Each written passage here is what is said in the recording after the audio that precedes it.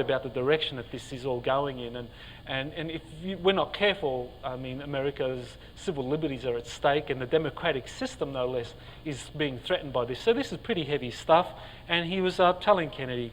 So this is, there's a picture there of Eisenhower meeting Kennedy in the Oval Office in 1960 when Kennedy was president-elect. So that was after the November elections in 1960. So Kennedy gets warned by Eisenhower about control of UFO files, how they're being mishandled, and presidential executive control has been basically lost. So what does Kennedy do? Well, Kennedy comes up with a strategy, and I think there were 3 phases in Kennedy's overall strategy when we look at the 3 years that he was in power. The first phase concerns executive actions Kennedy took early in his administration to gain control over psychological warfare operations. Many psychological operations were directly related to UFOs and extraterrestrial life and were controlled by the Majestic 12 Special Studies Group or project. Gaining control of PSYOPs by his national security team was a backdoor method for Kennedy accessing highly classified UFO information. So this is the way Kennedy went about trying to reassert executive authority, taking control over psychological operations and putting it under the direct control of his National Security Advisor and his National Security Council. His executive actions led to bitter conflict with the outgoing CIA director Alan Dulles and MJ-12 that opposed granting Kennedy access and saw him as a direct threat to the continued operations and existence of MJ-12. The second phase concerns actions Kennedy took to learn about UFOs and extraterrestrials despite the lack of cooperation from CIA authorities with access to classified UFO files. Basically, he was told to get lost when he wanted to get access to these classified UFO files, but he still is Commander-in-Chief of the Armed Forces of the United States. So what does he do? Travels to US Air Force bases to view extraterrestrial artifacts. I'm Commander-in-Chief. I want to see what's in that warehouse. I'm Commander-in-Chief. I want to see what's in that base. He exerts that authority when he knows where to go, where the artifacts or where the information is.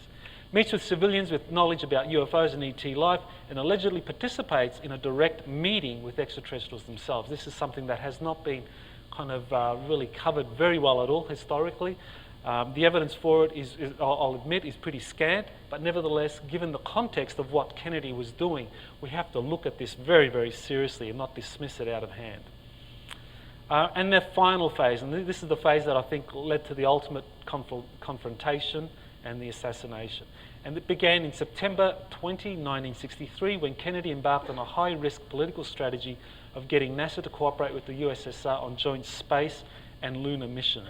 This brought to a climax a confrontation over the release of classified UFO files with the CIA and those in control of the MJ-12 Special Studies Project. And so there's the graphic from the 1975 joint Soyuz Apollo mission.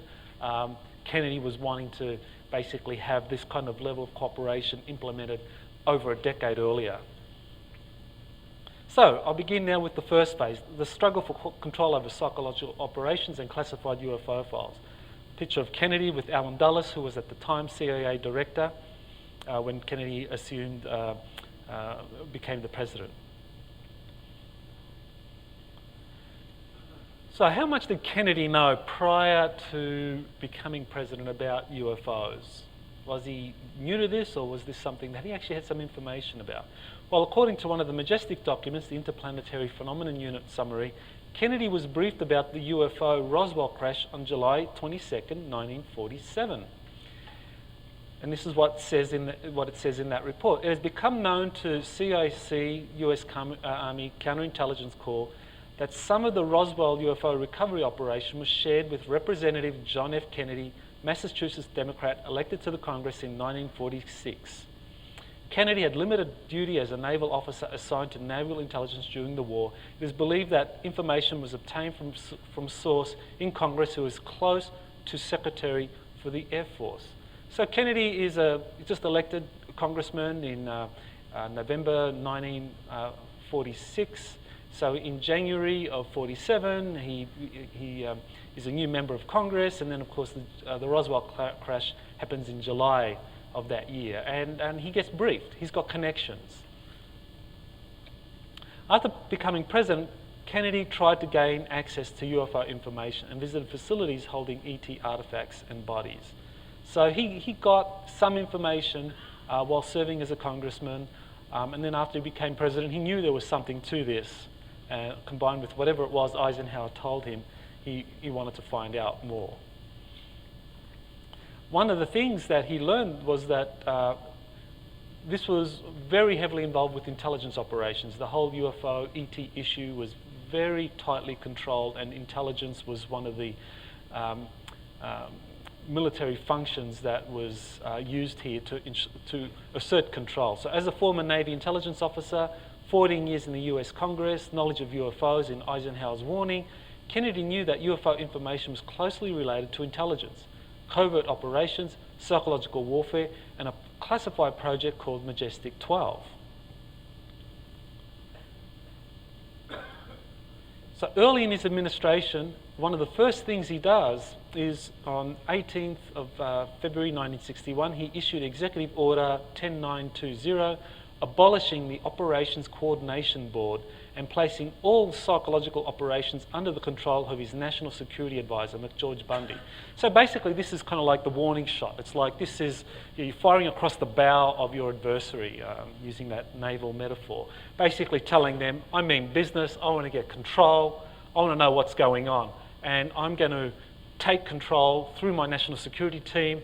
And using his National Security Advisor, McGeorge Bundy, he's basically saying to the intelligence community, I want you to share your information concerning psychological operations, all psychological operations, with my National Security Advisor, McGeorge Bundy. He'll brief me. So this is the warning shot across the bow, February of 1961, one of the first actions. So this was pretty clearly something that Kennedy was going to make an important part of his administration, asserting control over these intelligence operations, psychological warfare, and covert operations as well. Kennedy would also have been aware of Operation Majestic, some of the documents that were in existence concerning Project Majestic and psychological warfare. There were 3 1952 top secret memos from the Joint Chiefs of Staff titled Joint Logistics Plan for Majestic 12. The memos were declassified in 1976, and they're available on the Majestic's website. And they state, quote, the following plans in support of Majestic are now under preparation.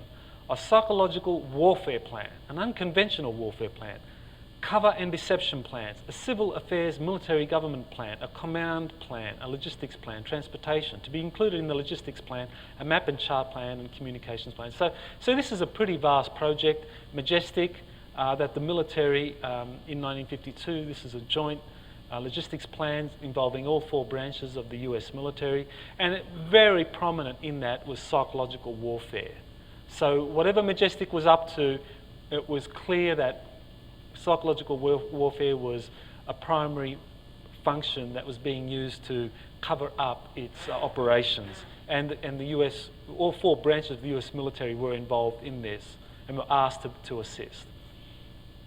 The memo showed that in 1952, project called Majestic was underway, involved significant support, and this would be something you would expect of a project that was basically directly involved with UFOs and extraterrestrial life. Psychological warfare, covert military operations, civil affairs, military government, logistics, communications, etc. This was the probably the most important national security issue facing the United States as a nation in that era, and continuing to the present moment. And so any project that was set up specifically to deal with this set of issues concerning UFOs, extraterrestrial life, would have to be very, very broad, encompassing a wide range of areas. And you would expect the military to be involved, because these are the organizations that actually are very good at integrating a whole set of functions to fulfill certain missions. I mean, every other branch of the US government is pretty specific to a particular set of functions, whether it's intelligence gathering, the CIA, whether it's diplomacy, the State Department, whether it's health, Department of Health, Human Services, so forth. You know, they're all specific, doing all sorts of different things. So they're very specific. If you want to have something, keep it secret, and